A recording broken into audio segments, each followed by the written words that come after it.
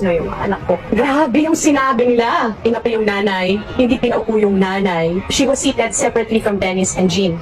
Because Dennis and Jean had their own world, okay? My Mama Lina, I want to call her ex-mother-in-law because I respect her. Mama Lina, according to the coordinator asked kanina, was seated properly. Sabi niyo iyak ng iyak, na insulto, awang-awa sa inyo, Dennis. She didn't cry at all. You wouldn't know, you did not even sit beside your mother. And then, I will show you a picture to prove to you, Oji, na hindi sila inapi. After the picture of Dennis with the bride and the groom and Mama Lina and Jean, nakikita kong pababa, ako yung front, diba? Bababa si Dennis, inaakay na nahirapan si Mama maglakad. Si Dennis nasa kanan, I took her by the left. I met her halfway through the stairs of the altar, and I walked with Mama para bigyan ng respeto si Mama. Kasi yun ang time na nakita ko siya eh.